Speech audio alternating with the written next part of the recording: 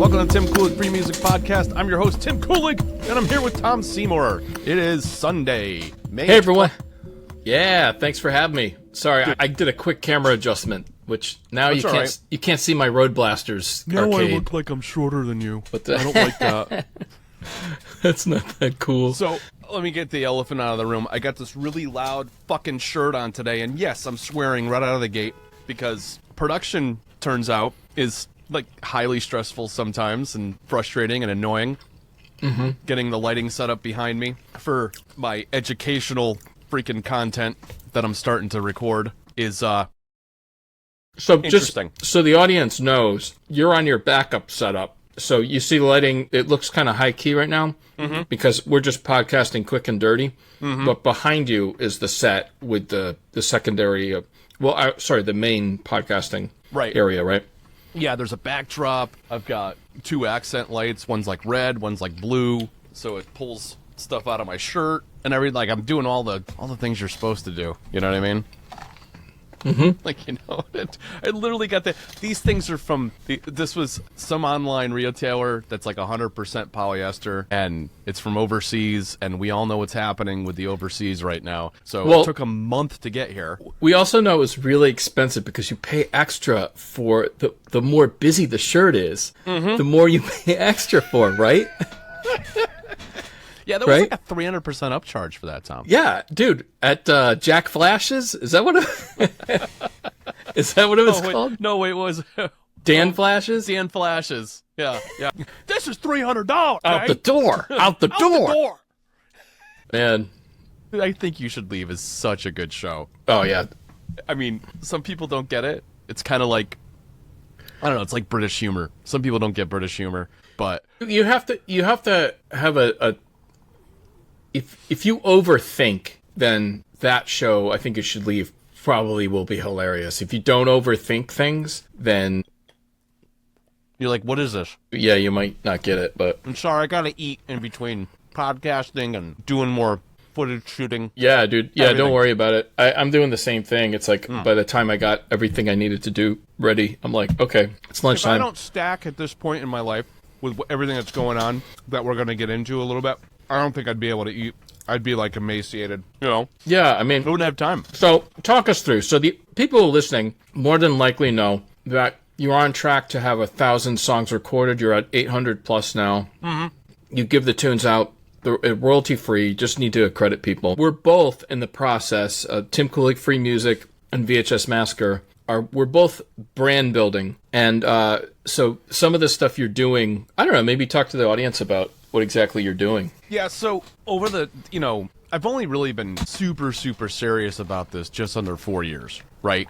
Like, just under 4 years ago, I made the commitment. I'm like, all right, I'm all in. I'm going to go nuts with this. And I'm going to make as much music as I can for as long as I'm capable. And I'm sure I'm going to have ruts and valleys and peaks, which after the first quarter and a half this year, I'm in a really weird burnout stage where I don't really feel creative at the moment, which that happens to me periodically. It just like I'll have a really ambitious schedule, and I'll have a bunch of projects, and I'll drop down a bunch of ideas, and they don't go anywhere because my brain's like, dude, you're tapped, man. You don't, like, creatively, I have nothing else to give you right now, you know? So, but in that journey so far, what I've discovered is that, number one, there's a number of things in the royalty-free music space that aren't being addressed. There's some platform issues, there's some social media issues, there's some navigation issues that, as an early level and an early adopter level content creator, I realized, man, if I was out there starting a page, day one creator day today, I would want some resources on how to navigate the royalty-free music space, because it is a real, I'm not trying to toot my own horn here, but it is like an enhancement to add audio and sonic background to things. You can listen to a podcast that's just dead in the background that has nothing. I mean, I'm literally describing us, but like we don't have musical beds or anything like that. We get the lead in, the lead out, and everything, which incidentally, I still get, hey, you're sharing royalties with the creator on Facebook for that. And I'm like, that's me. Yeah. You know what I mean? That's me. I'm the creator. I'm the creator. You flagged me on my stuff. Yeah. So it's a really weird space right now in like the copyright slash everything, because even as a royalty-free music composer, I own copyright to all my stuff. I just offer it for free to other creators to use in their content. They don't have to pay me anything. But the platforms themselves do. You know what I mean? Like yeah, that's a really good point, though. Like so people realize like what's happening now is like it used to be kind of the Wild West. You put music in, YouTube didn't really track it. If you had some crazy like so you had like a Jay-Z song or something, you get flagged because obviously. Well, their lawyers are all over the place. Yeah, they're looking for things in every nook and cranny, but not everybody has those resources. But people use Tim Coolig and Kevin MacLeod because royalty free, and it was easy. And for the longest time, it wasn't really registered. It was all copyrighted. They owned the rights to everything, but it wasn't really registered within the apps. But what started happening is people would take certain songs that other people wrote, and they said, well, this is my song, and then they register it, and money would flow to them. So there's all sorts of like fraud going on, and so they have to track everything now, and that's what's happening. So if you have a YouTube channel and you had a Tim Coolig song and it gets flagged, it's no big deal. I think you just got to make sure you have the right language in your YouTube video description. Simple. My name, website, and the track you're using. That's it. Yeah, and then it just goes away, right? Yeah, well, yeah, exactly. And that's standard. I mean, there's standard things you have to put in notes on YouTube all the time for attribution and stuff. Like if you do like a true crime podcast, or you do anything that references some other piece of work or journalism or something like that, you invariably have to put some kind of reference to that, because it's just like writing I mean, this goes all the way back to going to high school and college. Like, you need to cite your sources.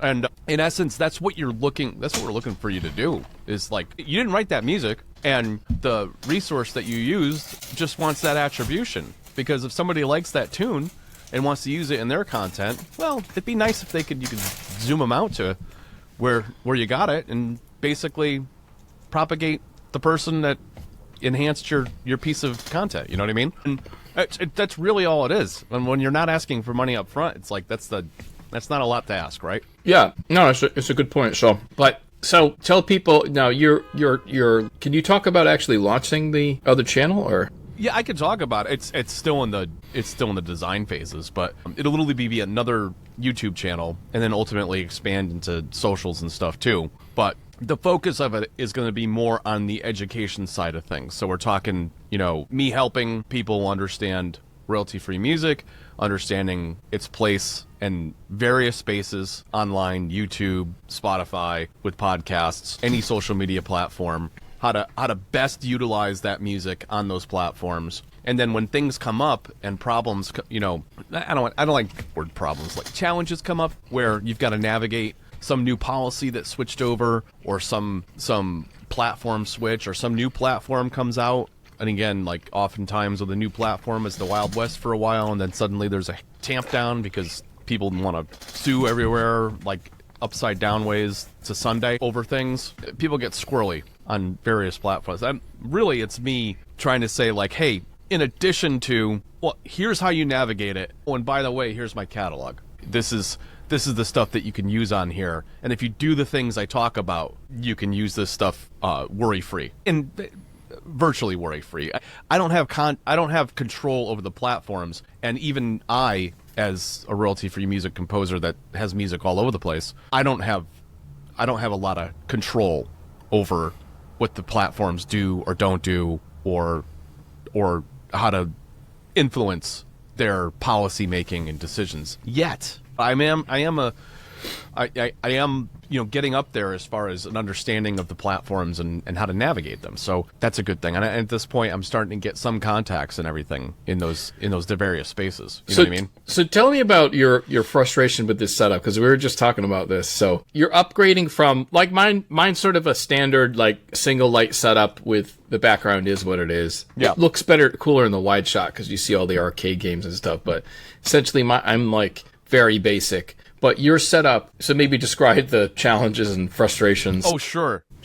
So part of it was maintaining a sense of professionalism with it, and oftentimes what you do with that is, create a neutral backdrop that can be modified with different color schemes. So I've got a black gray backdrop. Doesn't look like that with the color bleed that you see right now with the cameras and stuff. But it's like it's a black and gray backdrop basically, and there's 2 accent lights that are colored. So I can enhance the colors in a shirt and pull that into the whole composition of the shot. But I also have accent lights. I've got an accent light off to my left. I've got 2 cans behind me that give me rear light, and I'm eventually going to have a couple more for some other accenting as well. And like they're not expensive, but the concept behind all of it is complicated and it's complex. Like just based on like a 45 versus a side versus an overhead versus like all the different things you can do and the different accents, it gives a different mood entirely. Right? Yeah, and this is actually like a reason, you could see it in 2 different ways. Like, this is actually a reason why it's not a bad idea to go, if you were really into this, to go into some new media technology program where you can learn a little bit about lighting and post-production. Maybe not a full-fledged film and television, because a lot of that stuff is not going to apply. But basic lighting, key light, that's the main light. When they say backlighting, that's actually supposed to hit the back of your head. It's supposed to be off in the corner. Sometimes it could be a kicker, which is lower, or just a backlight. Then there's set lights. Set lights are lighting the set behind you. And then there's sometimes a fill light. So if you had your key light, you could put it off about 45 degrees or less, really, because it's an art form. So you can break all these rules. And then the fill light would be slightly less light hitting the other side of your face. Or you have the same power. That's called cross keying. That creates a little butterfly under the nose, shadow. Okay. That's why they call it butterfly lighting sometimes. And then there's all sorts of stuff. If you're doing like horror, turn everything out. Just have the backlight on. See what that looks like. You know what I mean? Right. So, and then you can add gels in. So it can be do a front gel on the face that's really dark, right? And then have an accent light in the back. And you get this really ominous looking person coming into frame, right? Yeah, it can be a lot of fun. In your case, you had to do all that setup, and then you had to like hit record and kind of like look at your lines and all that stuff. And that can be. I did that on like probably half a dozen feature-length films where I wrote the thing, I'm lighting the thing, and I'm acting in the thing. And after a certain point, I was like, when we hit like Exorcism of Fleet Marriage, I was like, I'm not doing it anymore. And it makes sense, Tom, because just doing this myself to create content, I understand why people have a crew. You know what I mean? Reinforces what I knew inherently, intellectually, but now I know it like in my heart of hearts. Like, it's a lot of fucking work. Yeah. You know what I mean? Like, and it's better to have extra bodies to help you with this process.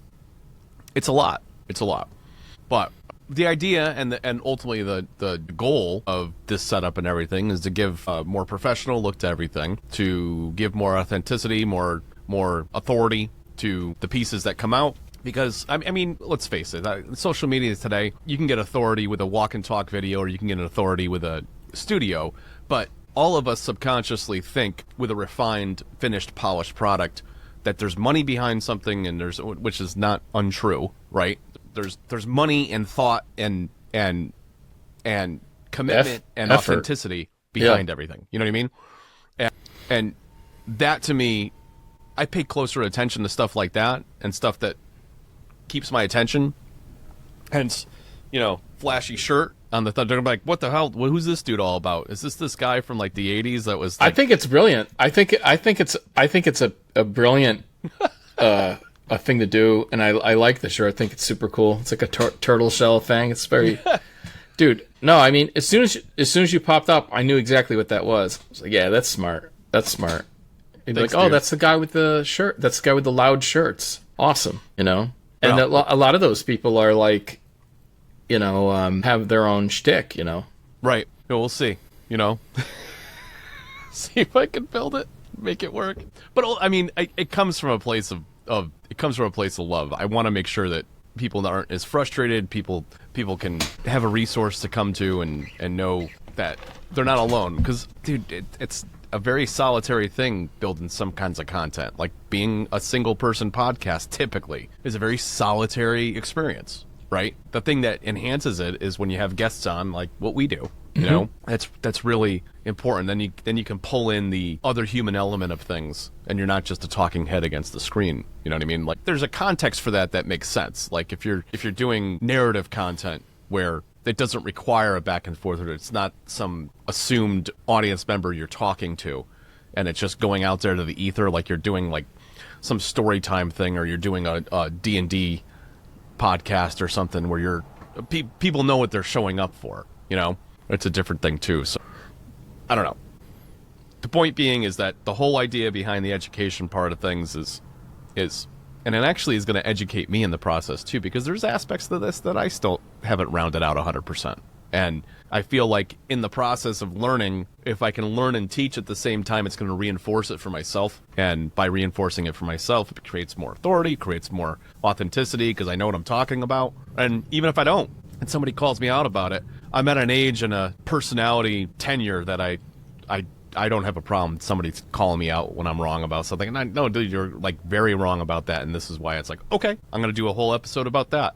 Hey, I said this a month ago and somebody corrected me. I did some research. Good on them. Thanks, John Doe, for helping me out. Appreciate it, you know? Yeah, it's tough, but yeah, sometimes it's good to just write, good point, leave it alone. Yeah. No, but there's other times, like if I feel like there's a value in a broader sense to do a bigger piece of content, I absolutely will, you know?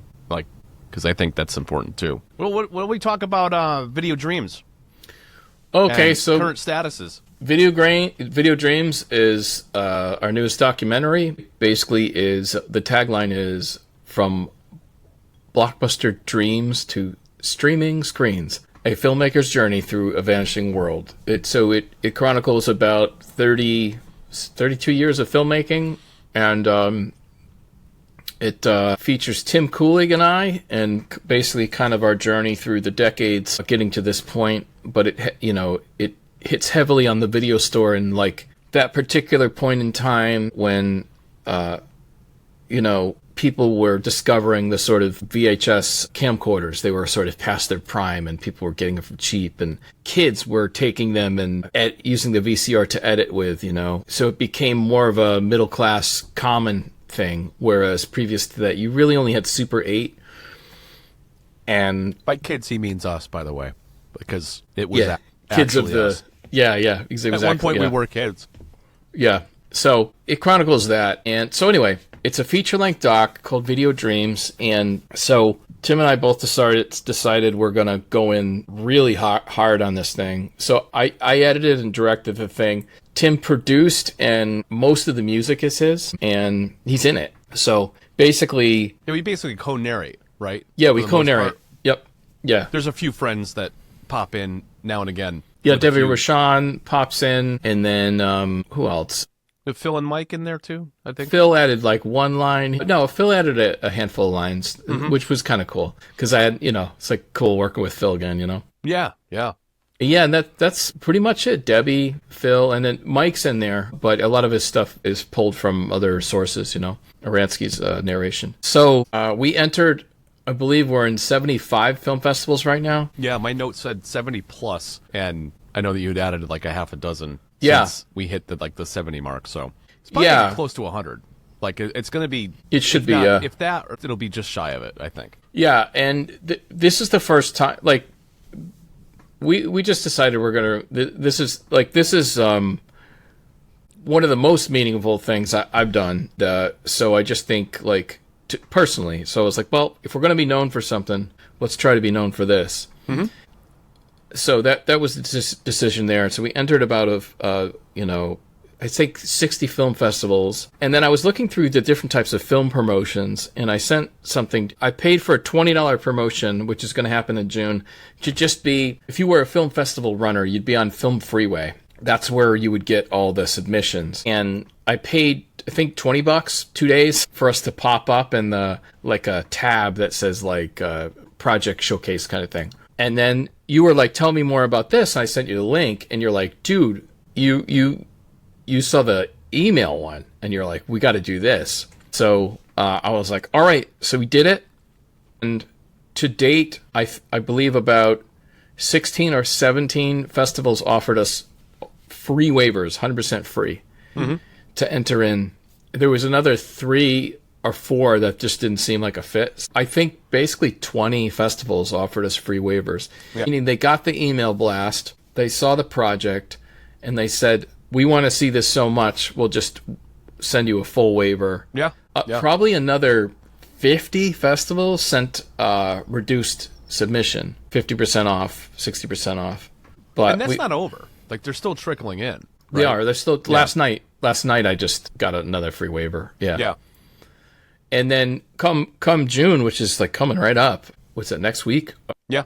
Yeah. We should get another slew of them. We're still holding out for a New York premiere, so we're only entered in like one New York festival, and then if we get into that one, great. If we don't, the day after, I got like 5 or 6 I'm gonna hit hard with it. Yeah, we have a. I'm clearly not going to mention it at the moment, but we have an ideal one that we'd like to premiere in the New York City area, and then if that doesn't pan out, having another one that it actually shows at, that we can encourage people to come that we know, because around the greater New York area, we're both, if you guys don't know, we're both originally from Connecticut, and we've got friends and family that are within travel distance to come and see a real premiere. So it'd be nice to have people come to this project. It's near and dear to our hearts, and we'd be there to basically be on the and it is carpet.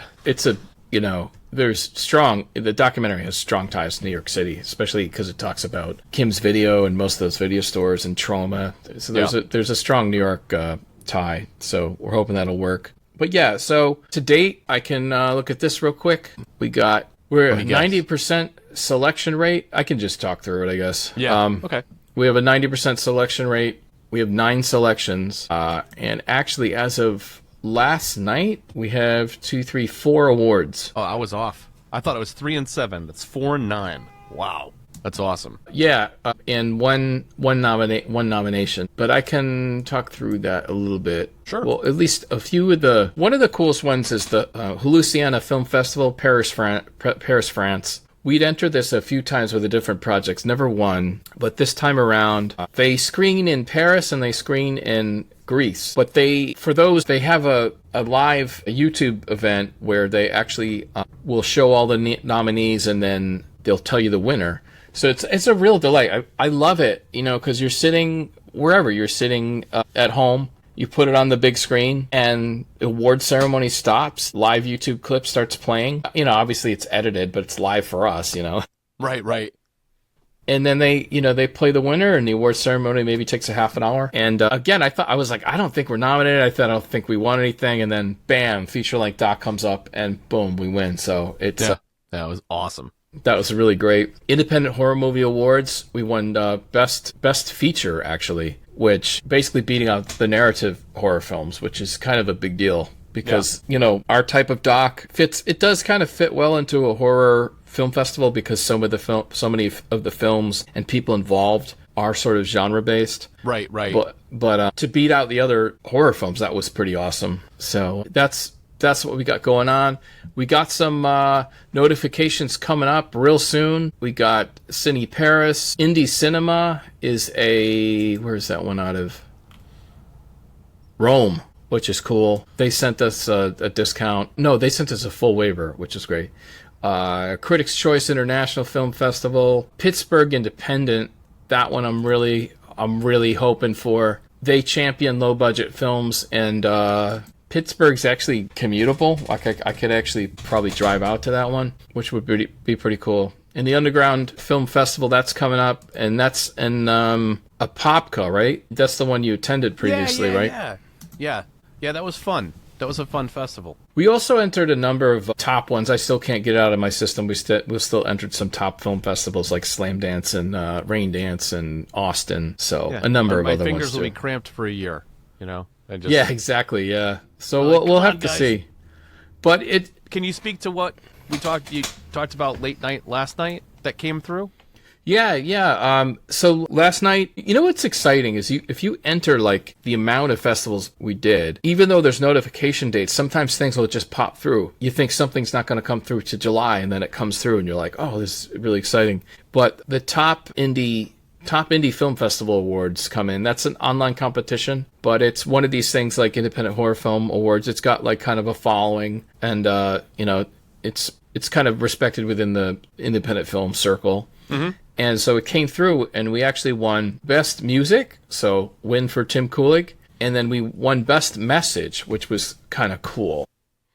Yeah, that was a unique category that I felt was, I don't know, it was a little more near and dear to my heart because it's a different flavor than like, okay, Best Picture or blah, blah. These are like standard things. But like Message screams to me, Tom, that not only was this message seen, but it was received. Like the message in the movie was received. And if they really honestly feel that warrants a category like that and it warranted us winning it, then I think we hit the mark, at least with that group, you know? Yeah, for sure. I think, yeah, it's a great category. And it means that someone really watched it and really got it, really liked it.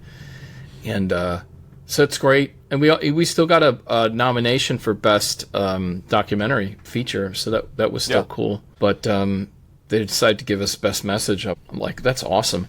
And so it's exciting. I think 90% selection rate so far, doing really well. And it's gratifying. It's like essentially dedicated to my mom and dad, and it's got most of my friends in it throughout the years. Yeah. So we'll have to see. That is something about independent film. You often carry the weight of those things with your friendships, and your friendships are what are a part of that journey. And it's because I can't afford to go out and hire Angelina Jolie or Matt Damon, you know what I mean? Oftentimes your extras and stuff are your friends and family, and you get lucky. You got a budget big enough that you can bring in somebody for day shoot or weekend or something, and pay somebody SAG rates and everything. And we started, as we progressed, we got to that point, right? Being able to entertain the idea of hiring on people that are more industry standard and require different requirements to be able to act with us and build whatever we're building. Yeah, and in the doc, there's quite a bit of instruction in it. You know what I mean? You could watch that and glean a lot of good information. Mm-hmm. I mean, you could judge it for what it is. I'm pretty plain about things that I think were missteps. Mm-hmm. But then there's other things where clearly there's successes in regard to like being able to hire certain people. Like we hired Clint Howard, able to hire Jana Van Bargen from Seinfeld, and Ellen Muth, and a number of other people. So Debbie Rochon, yeah, and so I think it's a good tale, hopefully, and hopefully the bigger festivals will get it. I think no matter what, I think if we can, I'd like to screen the film in a minimum of 30 cities on real screens. I don't mean real. I mean real screens by meaning at least it's there's 10 people in the audience and there's a screen somewhere. Yeah, and I think just to temper people's understanding and expectation of film festivals, like not everything's Cannes, right? Like it's not, and not everything is like this giant theater. Like those are like the top 1% of film festivals where you see like a theater that's like even bigger than your local theater that you go and watch your MCU or Star Wars films at in THX theaters or whatever. Like we're talking, those are enormous. They're meant to be premier theaters and everything else, but the vast majority of film festivals are just that. They're festivals, and they have multiple things going on at a time, and the seating capacity can be limited, but that doesn't limit the scope of or value of the films that are in it. There's some films that are played in some of those things I've seen. I've gone to film festivals and I'm like, my God, who is this person and why aren't they famous right now? Because this is for sure amazingly done. I remember Debbie Rochon talked about Model Hunger. She's like, we would go anywhere that had a screen and seats and half a dozen people or something like that. And I really do feel that way. That's how John Waters started his career. These kind of underground screenings, like in basements and stuff. And so I think I don't care. It's like, what if it's a Holiday Inn conference room or some area, like some people convert places to bar, and they'll do a film night or something. I mean, that's not exactly ideal unless it's like dedicated to the film festival, but that all that kind of stuff, that's great. If it's a medium-sized festival, usually they'll have at least one or two major, like a movie theater screening, right? Even if it's a smaller hometown kind of movie theater, which I actually kind of prefer versus like a Cineplex. Yeah, for sure. And then a lot of the times they'll have secondary screenings. Sometimes it's like at the library, or sometimes it's at like a venue, to the side over here. So I don't mind that stuff either, Yeah. No, there's something to be said about that, the intimacy of it, because it's a smaller group, and what you get in a smaller group oftentimes are people that legitimately want to come see independent art.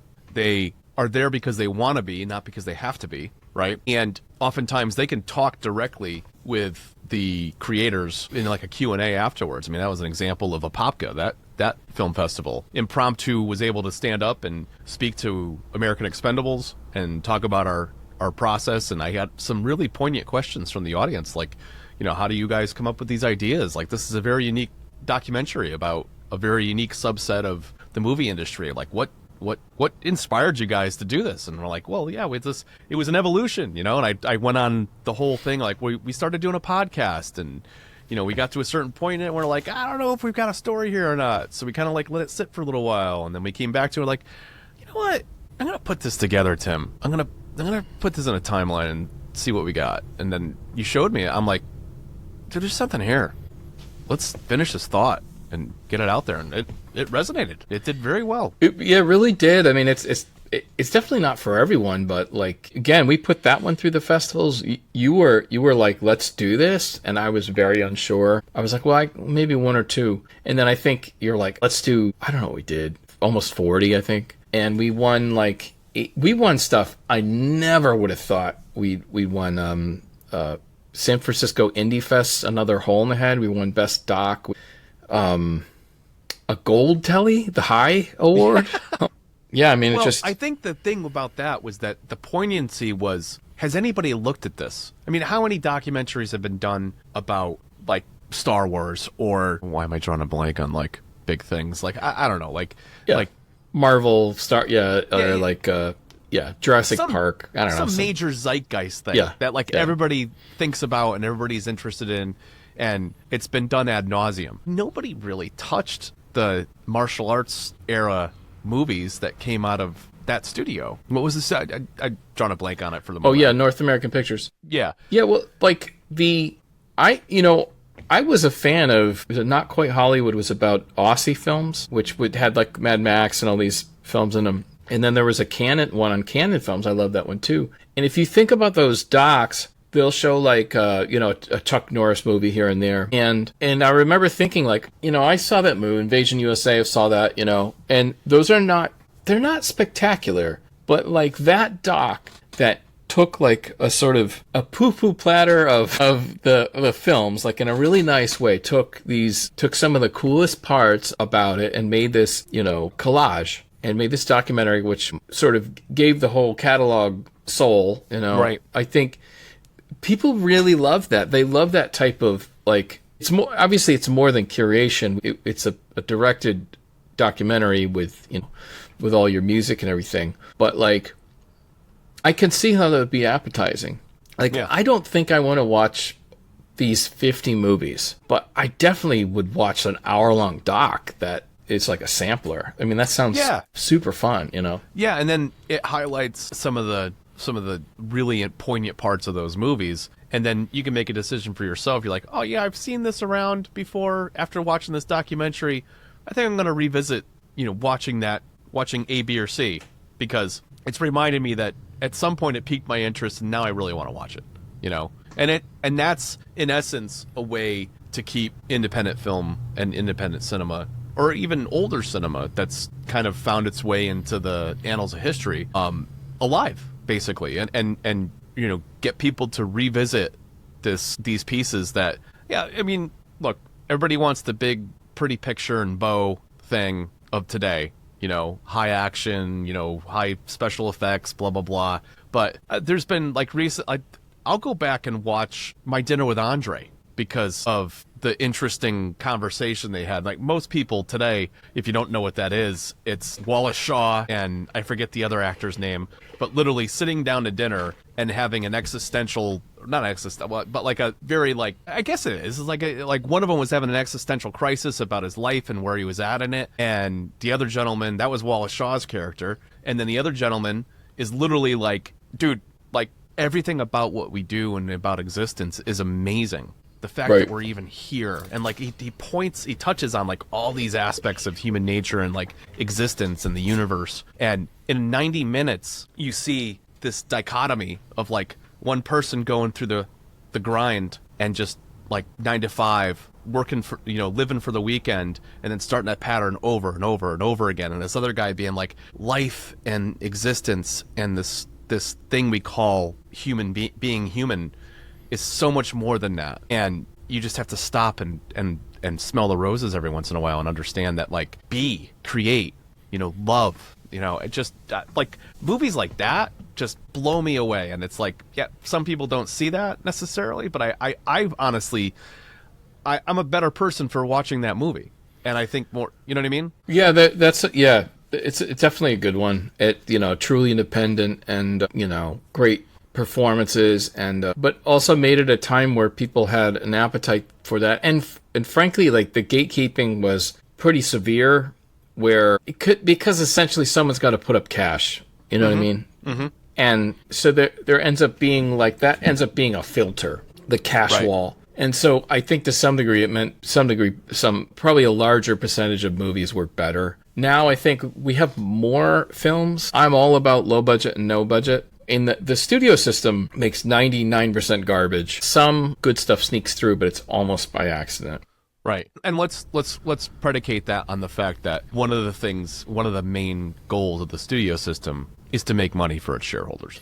So yeah. That's part of the challenge with American cinema in general. And it's not just American cinema, it's cinema all around, is that it needs to hit those revenue sticking points. And if it doesn't, then a lot of things don't get greenlit anymore. Nobody takes chances like that anymore, unless it's independent and it's little to no budget, in which case you don't always guarantee you're going to have a person or persons in the film that are going to create the draw that you're looking for. It's this weird self-fulfilling prophecy, right? Yeah. And it's unfortunate because there's plenty of good stories out there to be had that, again, come back down to gatekeeping and come down to the fact that nobody's going to be out negative for something that, even if it's worthwhile, it just sucks, So people churn out the thing that they know people are going to love. Let's do a 5th sequel to freaking The Lion King because people are going to come see it. You know? Yeah, and frankly, goddamn story. Even the streaming sites, they don't make much that's good. Netflix mostly buys really good stuff and then ruins it. And Apple TV's got like maybe one good show. HBO's got 1 or 2 good shows. They're usually pretty good. So I don't know, keep independent film alive. And I think we just got to keep going. I will say, if this one doesn't hit big, Tim, it's not like we're not going to do like another American Expendables or find some other project. We're actually working on something now, like a pilot. But I don't know. If that one doesn't hit, then I have no answers. I don't know what possibly could propel you or I to any next level of filmmaking if this one doesn't work. Well, here's the other thing, too. This is a great segue into one of the other categories I wanted to talk about today before we stop talking today, and that is burnout, right? Yeah. That's when you're creating and you're in the creative space, you focus in on like one project. Like this project we've been focused on for over 2 years now, right? Yeah. So there is creative burnout when it comes to that. By the time we get to the festival circuit and we're focused on that, and we're focused on promoting it, and then the anticipation of whether or not it's going to resonate with the festival and it's going to get an official selection, and then is it going to get an award? And it's this constant anticipation of how many hits we're going to get, blah, blah, blah, and everything. And the official selections and the anticipation of that is like every official selection is an opportunity for it to screen at another place, because we don't have a huge studio behind us putting it in 1,000 theaters for a month, right? This is the way we get it in people's faces. Yeah, but yeah, we could frankly pay a couple grand and and premiere, like I said, premiere in 30, 40, 50 cities around the world. Right. And then there'll be some knowledge. Certainly anyone who runs a even medium-sized film festival is to have them look at the film is helpful. Yep. And then when you hit streaming, you have those two things. You have a small theater run via film festivals. Then you're streaming, you promote through streaming. And then actually, which is something that, took 30 years to learn, is that that's actually a good time to do physical media. Yeah. Because, and given it's the way things are now, I don't know if that was true 5 years ago, 10 years ago. But the truth is, your film has to have some level of fame for them to want to do a physical release of it. Right. So nobody's going to front the recoup on 1,000 Blu-ray run of a movie, thinking they're not going to make their money back or at least break even, right? Yeah. And if they break even, they're probably not going to do it again. So they got to make some money, even small potatoes amount of money, but enough money to know that, like, hey, these guys, when they put out stuff, enough people come out and want to buy it. So that's a different universe than 20 years ago, Tom. Like 20 years ago with the video stores and the video store era, even though it was the tail end of it, it was still like yeah, make sure you have it on physical media. People are going to go to a video store and rent that. They're going to buy copies of that to have in their store. Yeah. You know? Well, it really was like what, and you can get in deep into all this stuff, like people's, what's that called? Disposable income. Yeah. That was even different back then. Yeah. It's, but people used to literally go, what's out this week? And then they would buy it, Yeah. I mean, they're still out there, but that's not that cheap of an option these days. No. No. And it's also not as accessible. Yeah. You don't have a whole section like you used to at Walmart or Target or any retail store dedicated to physical media like you used to. There's a select few, like the big movies. Well, it's just not, if you want to call it a hobby, like watching, collecting sort of thing. It's just not as big as it used to be. Not only with physical media, just watching movies in general is like, yeah, people will throw stuff on. If, I deal with a lot of college-age students, and they definitely watch movies here and there, but I'd say their focus is sort of more all over the place. Some animation, shorts. Yeah. Well, that's stuff the like consumption social media, right? Like a lot of the consumption a lot of it, social media. A lot of it. And that makes, I heard this the other day, and I don't know, I think it was, I was listening yesterday on the way home from visiting my daughter. I was listening to Joe Rogan, and he had, what's the British comedian that you and I both like? He's a little caustic. He does a lot of crowd work. It's not Gervais. No. Jimmy. Jimmy Dore? No, Jimmy Carr. Jimmy Carr. Yeah. Jimmy Carr was on, and they were talking about. They're all over the map. I haven't finished the episode yet, but one of the things that came up was like social media, and it's like you don't hear anybody being like, "Hey, you remember that TikTok from 2 years ago?" Nobody gives a fuck. Like 2 years. Like no, it's like instant gratification consumption material. It's not long term like nostalgic. Nobody's nostalgic about.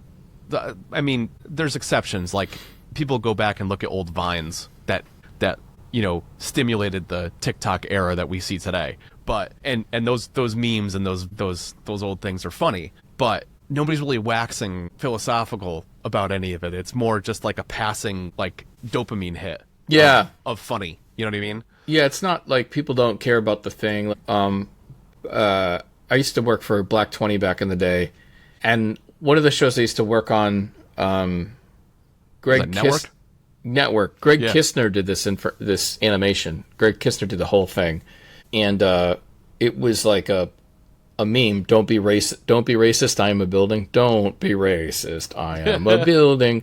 Just like a catchy song where there's two people talking and the building turns around and it starts singing. And it became like a TikTok and Instagram meme, but like no one really cared about Black 20 or where it came from. It's kind of like that, you know the video of the guy who's smiling, but he looks in pain, he's like, yeah, like that's what it is. They don't care what the source was. It's just a meme. It's right. It is what it is. And it's delivering that message, it's an idea carried across time. But it's that microbite. There's nothing. No one cares about the show. They care about the microbite, you know. So I see that all the time, and people juxtapose that against their new content. Like there's this woman, I don't even know where it came from. It was probably during the Vine era. You can correct me if you know what it is. You're welcome to chime in. But there's a woman that comes on screen in this TikTok or reel or whatever, and she's like, "Say the weird thing." Yeah, yeah, right. Yeah, and I have no idea where that came from, but people use it all the time as a trigger for the next part of their content. And it's like, I hope she's getting something for that, because she's everywhere. Yeah. You know what I mean? Like, people use that as a launching point for something. You know what I mean? Yeah. All the time. Yeah, and I think they'll use it in different lengths. You know, say the weird. She's got this pretty Southern accent. You know, say the weird thing. People are starved for something. Or, you know, or some people say the weird thing and they'll cut out, you know, so they use it in all these different ways. Yeah. So, but yeah, it's like that. I would actually say I'm more interested in where the origin of that than some of the other stuff. Yeah. But there's all sorts of weird memes like that where you don't really care where it came from. It's just obscure. That's the randomness is the delight, you know. There's this woman I think she's in Illinois somewhere, not Chicago either. It's like some suburb area, and it's this Asian woman that has a breakfast place, and her name's Judy, and she uses really smart social media juxtapositions of like something really really popular at the moment or something funny, and like somebody throws a pie at somebody's face, and she's like she has the reaction, there's like a good cut, and she's like, "I'm Judy, come to my breakfast place, I have pancakes, blah blah blah," like, and she'll be walking and everything. It's awesome. Oh yeah, I've seen that. Awesome marketing. It's some of the best marketing online I've ever seen. She'll get hit in the face with a fish or And that's it's great. So good. And like she has full disclosure, she has a loose understanding of the English language, or at least it's conveyed that way in the context of the stuff, which all of that, everything they do with the content makes it perfect. It's gold. Like, I want to fly there and be a patron of her product just based on her social media. I'm like, that sold me. I don't know why. It just, but like, that's not easy to do, and it's memorable. You know what I mean? Will it be memorable in 2 years though? I don't know. I don't know either. But I do think that, I mean, the thing that bothered me about studio films, they're always grabbing for younger audience, because it's like teenagers and stuff like that, because they're so worried about being irrelevant. But what they did is they alienated the people that usually go, which is like it's a lot of dads, and it's a lot of families, and it's a lot of middle-aged people. You know, it's not actually the teenagers that go to films that much. There's a big chunk, but it's not all of them. And so, they're so, you know, you look at all the attendance is down, stuff like that. And then they could have concentrated on just making really good kids content, like really good Disney movies and animated movies, Pixar movies.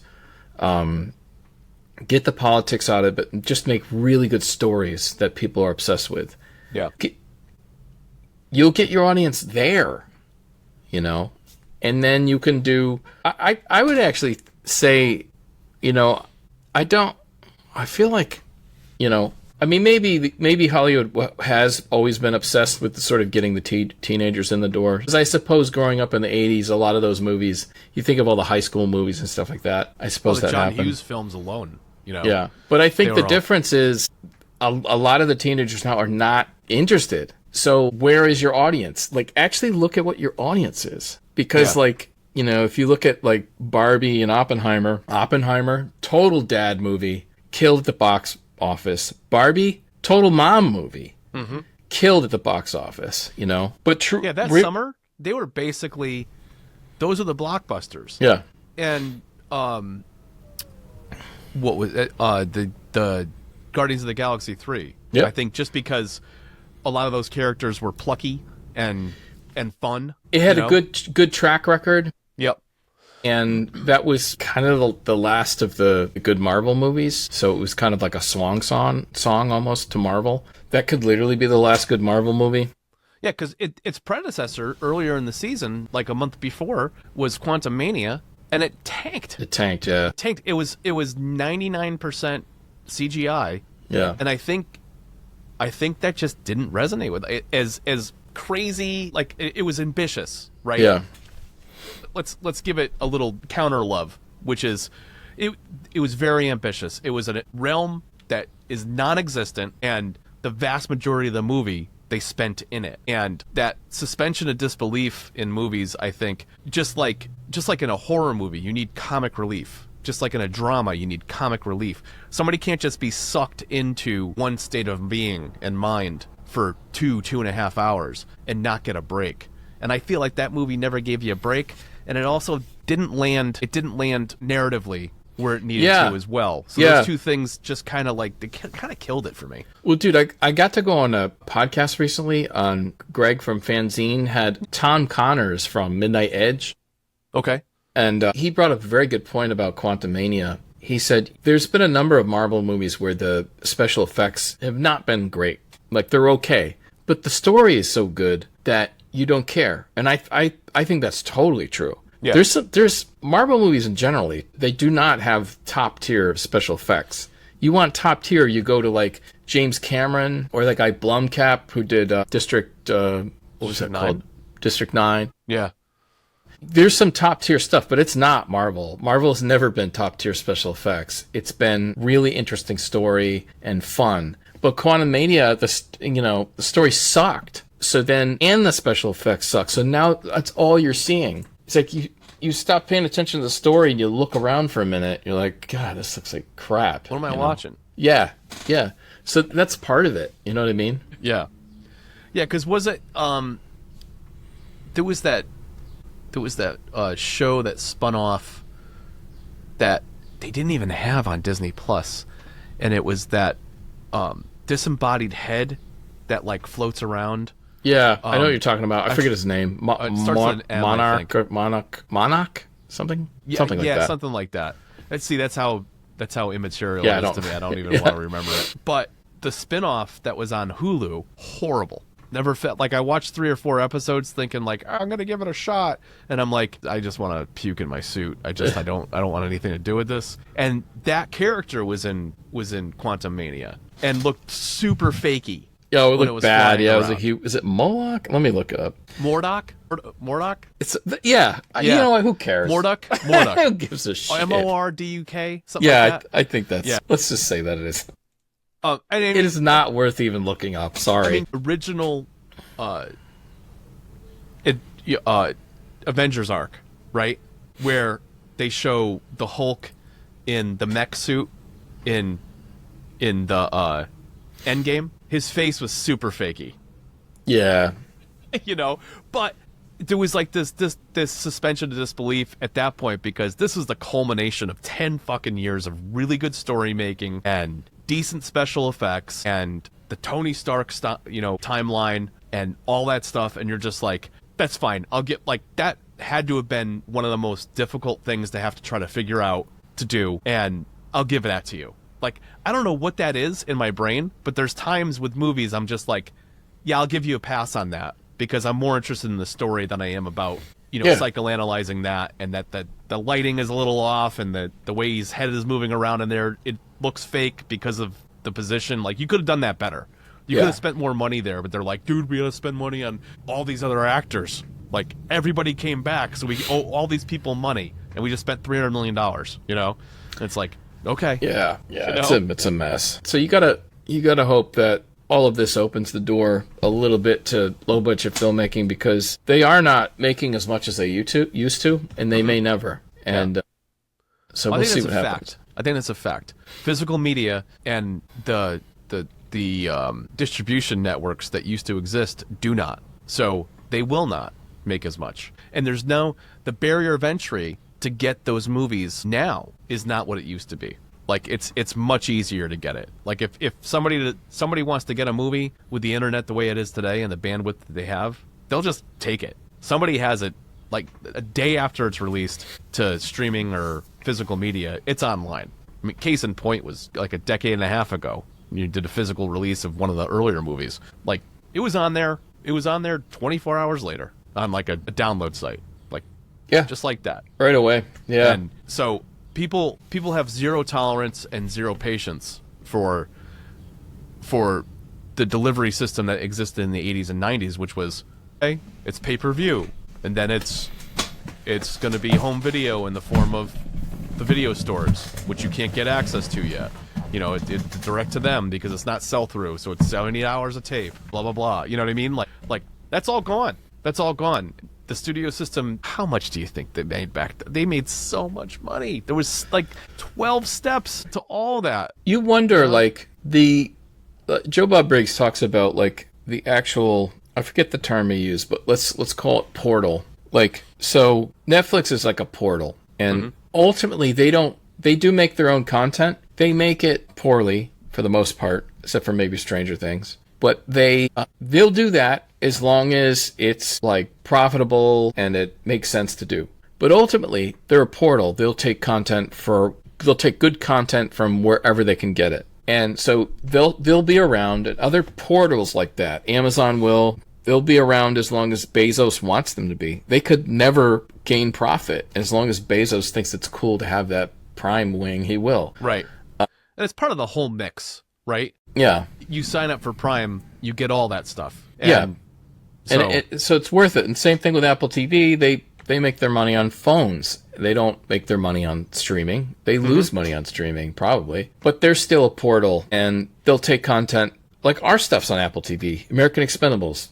Yeah. It's on Apple TV. Probably Fleet Marriage is on there, too. And so, point being, if most of these industries out in Los Angeles, they realize, like, there's just no money to be had. Like no matter what we do, we can only recoup, like, max 20 grand. Okay, they're all out of business. But people like you and me, we'll do it, you know? And so you have to wonder what will happen. Well, maybe the same thing that happened in social media is going to happen to the movie industry. You know, you have the rise of the independent social media content creator that gets better and better at their content, you know, has more refined, you know, whole setup back here. Meanwhile, I got this thing here, you know, has this whole setup and stuff going on, and, you know, gets better and better at that, higher quality, higher production value. The next thing you know, they're making content and making feature-length content for these various platforms and everything that does well, and then they pay them accordingly. You know what I mean? You get your streaming revenue, you get your physical media revenue, you get your all this. And for people like you and me, we don't need to make $100 million to break even and then make a profit. You know, when we bootstrap the things that we create, man, our profit point is a hell of a lot lower than the studio system and what that bloat is. So, I think we're looking at an evolution. I hope so. I mean, you know, I'm never going to make back the, like, year and a half of editing. You know, right. I'll never make that back. I mean, that's like some people get paid 40 grand per feature, you know? Right. But that's okay. I do it because I love it. Right. You know, so even if if we made 5 grand on Video Dreams, I'd be more than happy because that would, you know, pay for all my materials and all of the film festival and promotion, and then maybe even squeak out like $1 grand or $2 grand, you know? It's great. I'm just going to dump it into the next thing anyway. Right. You know? Right. And that's the purity of the way that independent film is done too, is that for the most part, I mean, I think if you go in with a profit motivation, you've already shot yourself in the creative foot, because now you're compromising yourself out of the gate. Like, if you want to make a good thing, let's just make a good thing. And I don't really care what it costs. If it's within a budget that we predetermine, then fine. You know, like, this is our deal. This is what we decide we're going to spend and what we're going to put into it, and then this is what we're going to put into it to promote it, and then we're going to see if it gets legs. Yeah, you know? And then first of all, what we're doing is we're betting on ourselves, and we're putting out independently, and we get direct revenue from whatever happens. Mm-hmm. And that's a hell of a lot better than working with a studio. Also, imagine, like, you're a young filmmaker, you graduate from a very expensive film school, you have all the opportunity, and you're given a project for some reason. You know, you're given a studio project. It's probably not going to be, you're probably not going to have any freedom to do anything you want to do. Mm-hmm. The odds that it's actually something that lines up directly with what you want to do, very low. And you may realize that the director is, like, actually not the creative head in a studio project that large. And so I look at it at, 48 years old, 48 and a half, and I'm looking at it like, I don't think I'd even want to do that at this point, Yeah. It's the okay compromise alone, right? Yeah.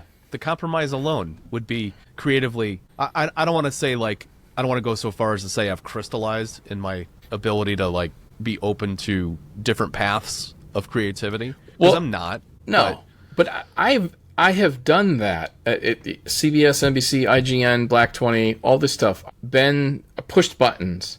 Yep. To make other people's stuff. I've done that. I did that for years into my 30s.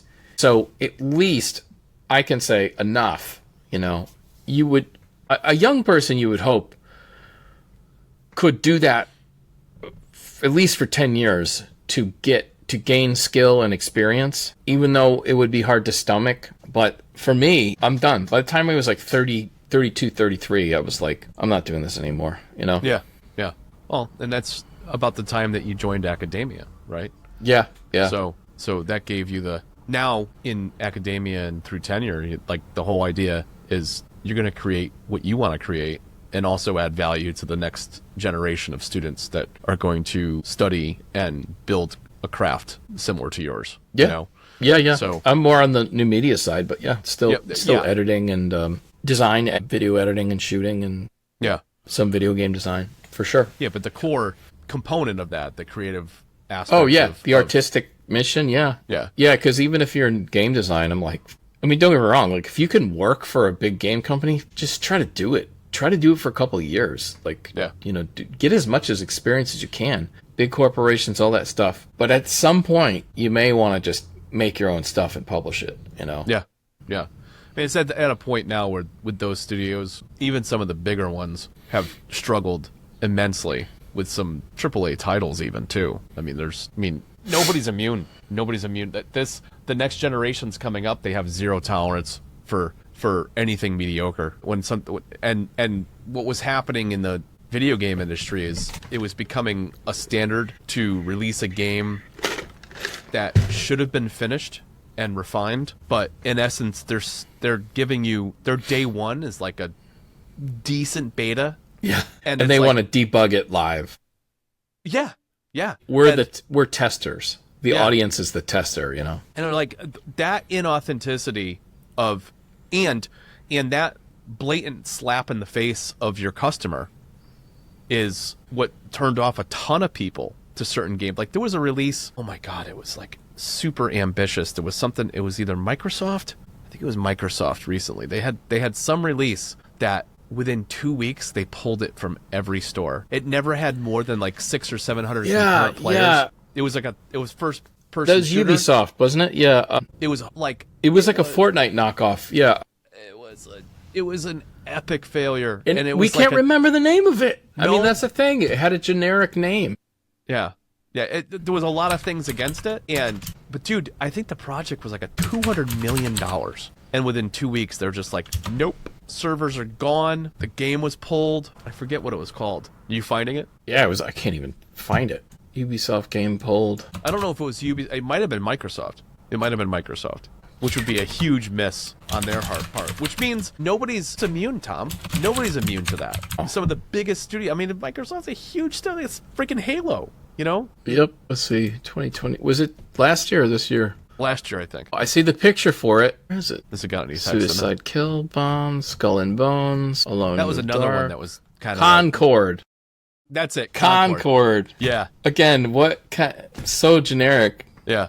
Yeah, it said nothing to me, but I mean, it also was trying to get into a space that is already pretty crowded, right? Yeah. If you don't play Call of Duty and you don't play Fortnite and you don't play a couple other first persons, like how many more do people want to learn? How many more battle royales are you going to release? It's just at some point it's like, well, double down on the ones that exist and wait for the next iteration and versions to come out. Because that's the whole idea behind Epic's Fortnite, is that they'll do a new map, they'll do new themes throughout the season, and then in the next season they'll do other things, they'll cross promote and everything. They got really smart and really good at that. And yeah, well, I finally beat Far Cry 4, which took me forever at my pace Tim apparently beat it in like, it seemed like a matter of weeks. I don't know how long it was. Of course, this is the second time I played it. But, right, second time through. But I got that cleared off, so I think I want to jump back on the Fortnite horse, maybe unranked, casual. Tim and I both got elite status of like 6 months ago, maybe. And as once a middle-aged man, I felt like that was quite the accomplishment. Even though I had to do like hiding behind mountains just to get there, right? There's cheating going on. Oh, like an amazing amount. In that ranked, the cheating is real. I had to not only hide, I had to hide under like ground level. I still swear got hit. Yeah. And still got hit. Yeah. Yeah. I did that on 2 or 3 occasions where I know I was invisible. I did not, nobody had line of sight of me in the air, like behind the mountain, for example. There's no reason why anybody should have seen me back there.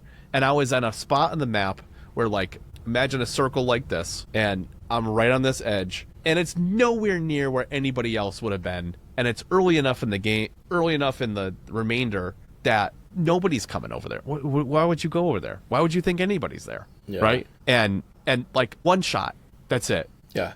Headshot. And I'm just 200 points. Yeah. No way. No way. I was maxed out and like underneath some kind of embankment, and I'm like, there's no way. Yeah. It's way. Like they got auto aim. They got the. I think they could just see. I think they just have everyone's lit up. Like you're like bright yellow to them or something. Yeah. They have like cheats with infrared and stuff like that. Yeah. I know. I've seen some of the legitimate cheats. Like they're insane. But like people leave anytime you move, a cloud is left behind you and it stays there. So you can just chase the cloud and know where they are. Yeah. I'm sure that happened to me. I'm Yeah, sure probably. it happened to me. You know? I mean, I guess that's the middle ground. Where we ended up is the middle ground where probably the platform, there's so many people rampantly doing that on the platform, they can't police it. So until you get to like the ultra elite, whatever that category is called, they kind of just leave it alone and wait it out. So all those people battle it out, and then ultimately at that level, you can't pull that shit because they're gonna just boot you forever.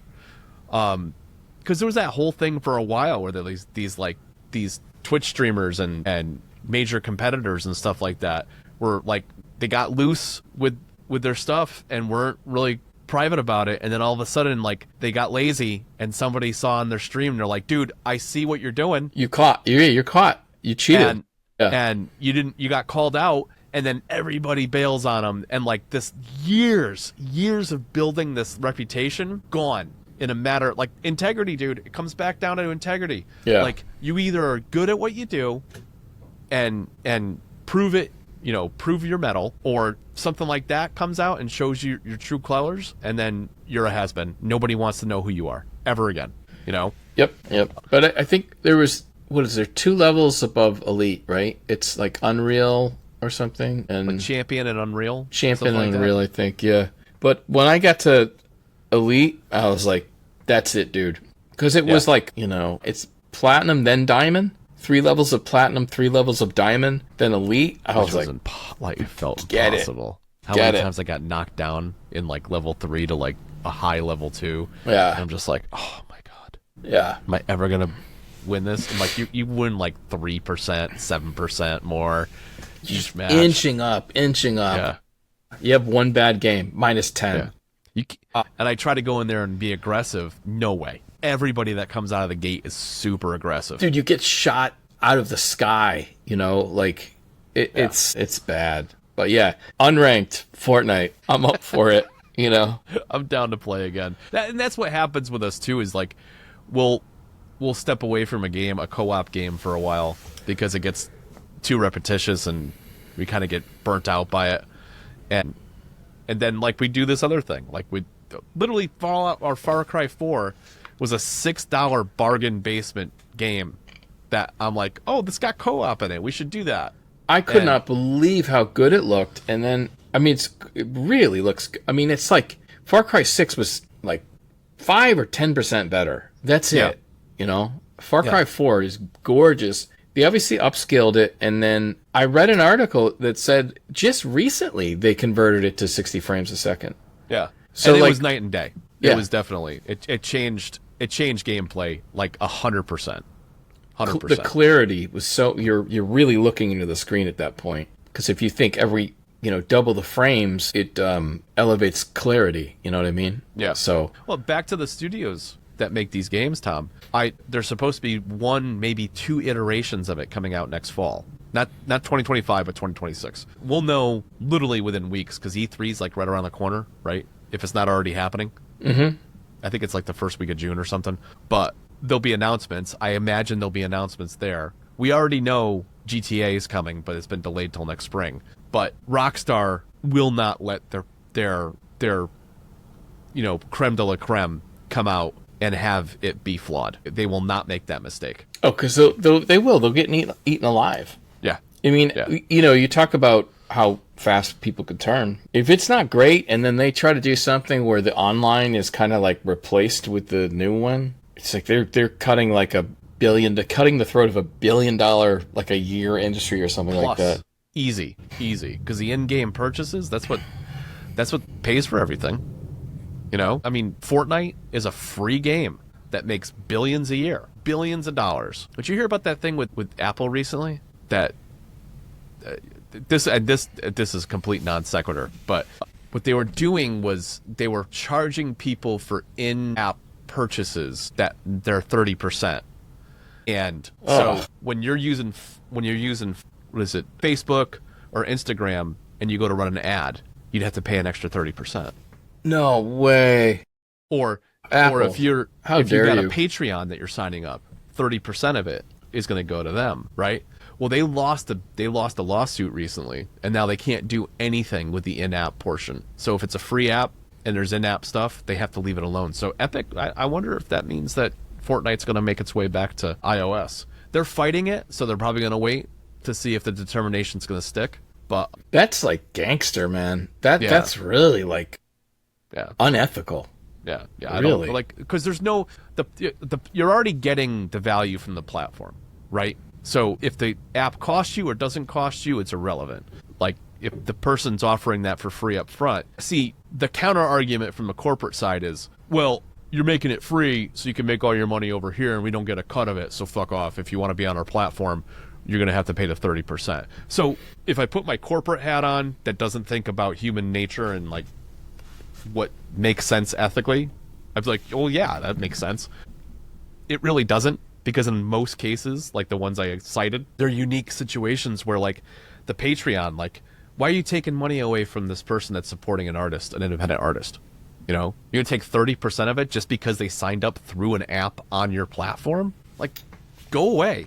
Well, I mean, I think this is kind of a broader point, but it's like if you look at what happened in the United States, everyone wants a pound of flesh, and just a middle class person, which is the powerhouse, it's the engine of the whole country, is the middle. Yeah, we're the ones that pay all the taxes. You cannot charge a subscription for everything. You cannot gouge on everything. Like, look at. I don't want to change the subject to cars, but just as an example, no one can afford a new car right now. Okay, that's why someone's waking up and trying to make sub $20,000 cars again. Mm-hmm. But the middle class has just been like gouged to death, like co-pays, and even if you have insurance, medical stuff, everyone wants a piece of you for everything. And it can't go on forever. I mean, we were talking about disposable income. That's why a lot of this stuff's happening. Like if you looked at the reduction in disposable income, it's gone way down. Yeah. Yeah. This software as a service thing is just driving me nuts. It's why I don't do that with my music. I'll find a way on the back end to make the revenue that I want to make. Asking somebody up front for $20 a month to have access to my catalog, well, I'm going to alienate 99% of the people that would want to use my music in the first place. And probably a good portion of the people that are using your music don't make a dime, Right. They're trying to build a channel or a platform or a body of work that will eventually get to the point where it's making some money, but it's not even in the places you think. Like, it used to be like, oh, if I just get monetized on YouTube, I can get some ad revenue. Well, they don't freaking pay like they used to, so that doesn't really matter anymore, Yeah. The only thing is that once you reach that tier, you attract sponsors, you attract, affiliates and stuff like that. So it does have a value in the sense of the third-party extension of potential revenue streams, but it doesn't have the value it had, say, 15 years ago, when you have a video that goes viral for a couple million and you make $7,000, you know? Like, that doesn't happen. It does not happen anymore. Yeah. It's just, it's funny how those platforms attract people with that lucrative payout to generate a lot of views and a lot of traction and a lot of engagement. And then when everybody's there, it's like okay, it's only the highest performing people that we're going to reward at this point. And you guys, you know, just like what Netflix did with the independent film industry. Yeah, we want to load up our platform. We're going to support you guys, and we appreciate you, blah, blah. Then when the studio system played ball, they're like, see you later. Yeah. You know? That's weird. Yeah, that's no fun. Let's not leave a downer, though. Yeah, man. So if you need music for your projects, check out. Is it timcooligfreemusic.com or timcoolig.com? timcoolig.com, timcooligfreemusic.com. There's a whole beautiful bunch of new URLs site that push to it. Yeah, I would check it out. It's a gorgeous website. Everything's hosted on there. It's really nice. And then if you're interested in our films, you can watch. This is why I love Tubi. They're almost all on Tubi. That's great. You know. Yeah, that's all I got. Yeah, me too, man. I'm going to take a short break and probably get something else to eat, and then I got to get back to tweaking filming some more stuff. Gotcha. So wish me luck. It's turning out to be far more work than I thought it was going to be, but this is the learning curve stage of things. This is kind of like when I first started publishing things to like DistroKid and like getting it up on sites where you can get access to my music before I had my own site supported, you know, supporting downloads and everything else. Everything felt like an epic task. And now that's second nature. I don't even blink. I blink, I get things published, they're done. Once they're done, you know. But I'm at that stage with this where I'm like, I got to do 5 to 10 of these, and then it'll be like, oh yeah, here's my setup, blah blah blah. I know what I have to mark out for time. You know, it's that the hardest thing is starting, right? Like the hardest part of any task is showing up and starting. And once you start doing that, consistency and discipline with doing that, everything just starts to open up. So we'll keep you posted. But it's to come down the pipeline pretty soon. Well, from the Tim Coolig Free Music Podcast and Tom Seymour, we thank you for showing up today, checking us out, and we'll talk to you again real soon.